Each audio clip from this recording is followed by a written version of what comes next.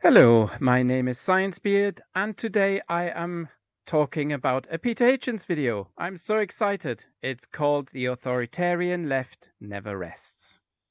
Take it away, Peter.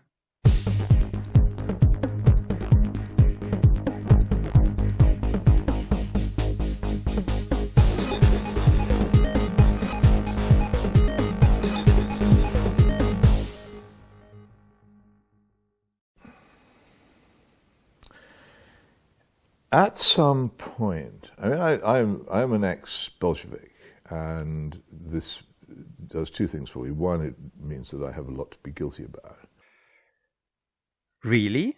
Did you kill someone? Did you commit Bolshevik crime? Are you a convicted Bolshevik criminal? Why should I continue listening to you then? Well, I will, because it's you, Peter. You make me smile. Secondly, it gives me insights into the politics and nature of the modern left, which most people don't have. So you are an expert on the modern left. I'm sure you're going to define what the modern left is, because I'm at a loss. I sort of consider myself a lefty, but then I'm at odds with other people describing themselves as lefty over issues to do with education and so forth. But I'm sure you will elaborate. One of the things that I did when I was still a revolutionary socialist was try and prevent people from exercising freedom of speech. So you were a revolutionary socialist who didn't believe in free speech. Are those two connected in any way? Can you be a socialist, even a revolutionary one, and still believe that people should have free speech? I would say yes. If you didn't believe that people who had a different opinion from yours should have their right to voice their opinion, that's a personality thing, not a politics thing, unless you're fascist or authoritarian. Are you a fascist, Peter? Don't be a fascist, please. The nearest label I would say, which is in any way accurate for myself, is socialist, and a great many people would argue that I am one, or not one. But I do believe in free education, universal access to healthcare, a pension in old age. More generally, I believe in equality of opportunity and so forth. And I have enjoyed a great many discussions with people on the left and on the right, as you would probably describe them. And the only ones who ever shouted at me, wanted me to shut up, went from the left side of the spectrum. This is anecdotal, of course, but maybe your experiences too? Anyway, let me assure you that if you are a lefty, you do not have to be against freedom of speech, and if you are against freedom of speech, you're doing it wrong, like a young Peter here did. Apology accepted. It came naturally to me.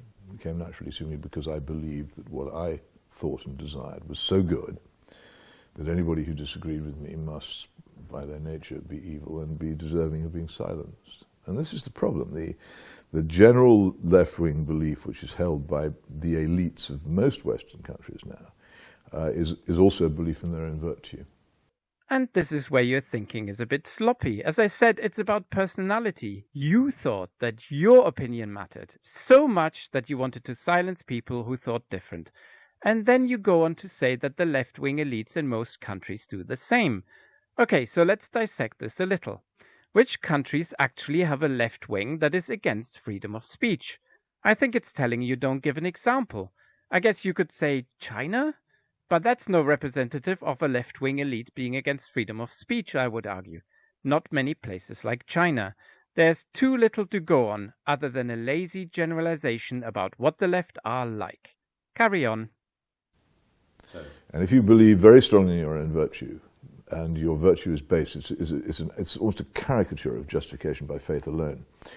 You are a good person because you hold certain opinions. Therefore, if you hold other opinions, you're a bad person. And I think that makes dialogue pretty much impossible. If you think your opponent is bad, not just wrong, but bad, why should you listen to a word he says? I think that says more about you than anybody else.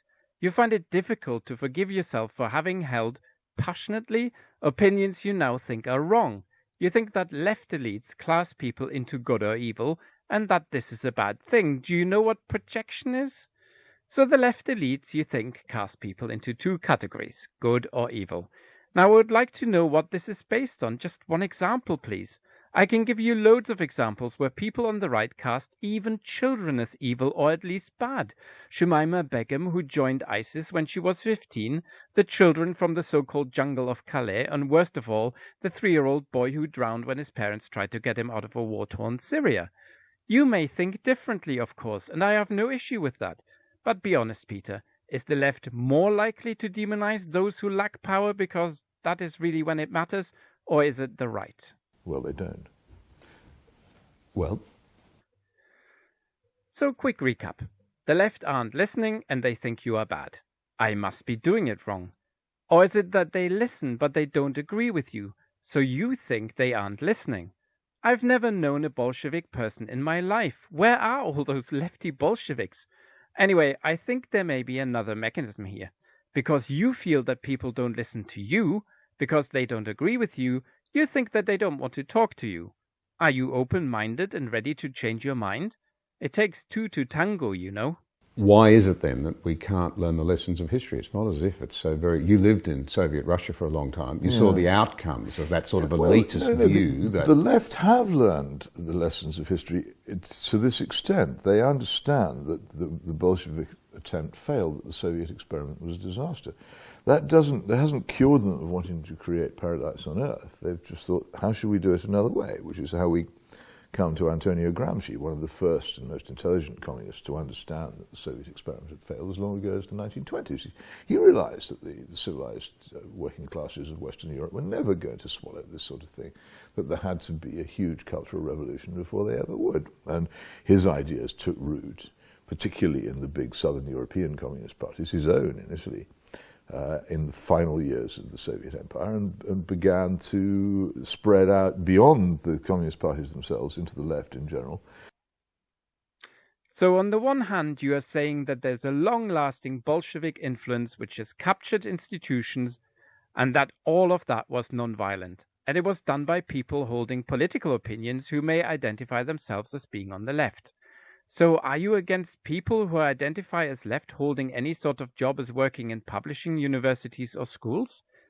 I don't understand why that is a problem. By your own admission, though rather sarcastically, you think that these lefty people, all inspired by Soviet communism by the way, are trying to make things better.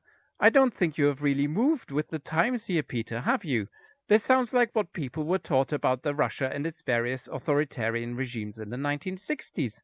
There's an insidious influence which takes hold of the weak-minded, because nobody could rightly want to embrace anti-fascism, anti-racism, and question capitalism unless they were somehow brainwashed. The ideas of cultural, moral, and social revolution, not by violent overthrow, not through dictatorship of the proletariat, not even through seizure or sequestration of industries and banks, but through the capture by the long march to the institutions of the television studio and the university and the newspaper office and the publishing house and the school, so that after 30 or 40 years of that, you would control pretty much the public mind, and you would be able to get pretty much what you wanted. And it's clever. Yes. And now the left has, since the 1980s, which is 40 years ago, got what they wanted. They had Maggie, that left-wing snowflake, until 1990, followed by that irresponsible communist John Major, followed by that extreme anti-fascist yet somehow neocon Tony Blair, followed by an ineffectual Gordon Brown for a few years, followed by that Bolshevik David Cameron, Theresa May, and now Boris Johnson. Yes, that's exactly what the left wanted. About the only prime minister on that list who hasn't involved us in some sort of dodgy war was Gordon Brown, and he was a dead duck. I would also dispute that publishers are left-wing. Sure, there is that powerhouse The Guardian, but then what? The Sun, the Daily Mail, Yorag, the Express, and many more don't tend to be very left. And the fact that institutions of learning have a left-wing reputation, doesn't that give you pause for thought? No? Ah, well, carry on then. And you have to concede to these people some admiration for their endless determination, their deep belief in what they want, and their subtle and in many cases, a very clever organization to achieve it. It's been a very, very well exercised revolution, and they have learned from history. These people, really, Peter? What is that fabled organization I hear so much about? You can't mean the Labour Party, because as I write this, they are still intent on blowing themselves up into a million pieces, despite having had the worst election in pretty much forever. And now that they have somebody who looks like a statesman, they sabotage themselves. Yes, really clever. So what other organization do you mean? I bet you don't mean organization. I bet you mean sharing of ideals, as if somehow lefties know what each other think. I will let you in on a little secret. They don't. Well, the one thing they haven't learned, which I wish they would learn, is that they're wrong. But they have learned how to be wrong better. So, a priori, you state that they are wrong. You don't give any examples, you just go and say it. Fine. So might it be that they don't want to talk to you because they know they can't change your mind on anything on which you already have an opinion? Now, don't get mad, Peter. I know you have several yardsticks to measure people by. But my irony meter may need a break before you know it breaks. And that is why we have to fear them so much. So 2 questions immediately arise for me. Given that the great bulk of people are surprisingly sensible when it comes to not being misled by intelligentsia. I would completely disagree with that. I think the great bulk of people are incredibly easily misled. I find it over and over again. People I like, people with who might write to me one week and say, I really liked what you wrote. The next week we'll be sprouting some drivel about the Russian menace or whatever fashionable nonsense happens to have been fed to them by the media they trust. Interesting. So on the one hand, people believe in, as Trump calls it, the Russia hoax, and they are misled. But then people who don't recognize the far-reaching influence of the Soviet Bolsheviks from the 1920s are also misled. Seriously, you have to let my irony meter cool down a little, Peter. It's extraordinary how gullible people are. I find that a very challenging thought as somebody from a country where we pride ourselves on our pragmatism and our ability to see through bull dust. We think we do. Now, you've been to Australia quite a bit. One of the great things about thinking that you see through it is that people who think that and who pride themselves on it are often the most fantastically gullible people of all. I agree. Yes, I've done it. Well done, Peter. Thank God you see through all that bull dust. You see, don't you, how everybody else is being misled and fed false information and gullible. You know, you see through it all and are not gullible? Well, it's an interesting... It takes some nerve not to run with the crowd. I mean, I'm not given particularly to self-praise. I know my faults better than most people. And thanks to an awful lot of YouTube, I also know what I look like. Vanity is difficult in my position. But one thing I will say is that I have, maybe it's an instinct I've had since childhood, probably a gift not given to me, not a thing that I can claim any credit for, but I will not run with crowds. But most people will, and they do, and they're happier that way. You have received a gift which most other people haven't. You can't take credit for it. You were born with it then? It's not something you can explain the origins of. You know what that sounds like to me, Peter? Everybody else. Yes, even the people who run with crowds, literally in a marathon, will all claim that they are individuals. So let's examine that claim. I don't run with crowds. You are a loner with no support, are you? You have eccentric views that set people on edge. You are a maverick. Well, I have some shocking news for you. Whether you run with them or not, there is a crowd for you. Well, there's a point Jordan Peterson makes to his classes in Canada. Yes, that's what I'm saying. Your opinions are shared, and by talking and writing about them, you become part of that crowd. Unless you think that you are at the head of this crowd, that you lead it. Again, bad news time, Peter. There is already a superstar, and that's Jordan Peterson. I stole the superstar thing from an asinine interview he did on the BBC. Jordan Peterson, not Peter. He points out to people that statistically speaking, they might say that they would not have joined the Hitler Youth, but statistically speaking, they would have. Yeah. We would have. I would have, probably.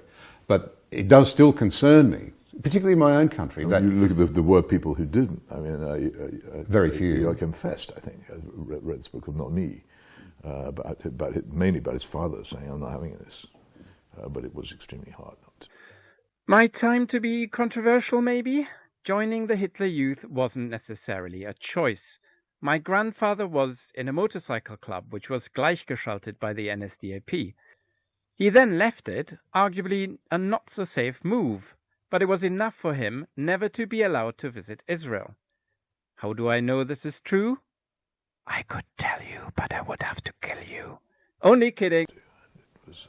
Most people did it, and just as most people wouldn't have been in the French Resistance if they'd been in France in 1942, they just wouldn't have done it. Because most people in France, i.e. French people, weren't. Carry on. Anyway, that was part one, as a sort of plea on behalf of people in the street. They need to be more conscious of what's happening. Or don't carry on. Anyway, this is where I'm going to leave it for now. I will come back to it in part 2, because that's when Peter and his friend out themselves as vampires. Yes, you heard correctly, vampires. That's because there's not a single bit of reflection between them. Ha ha ha! Get it? Fine. Be like that then. See you in the next video.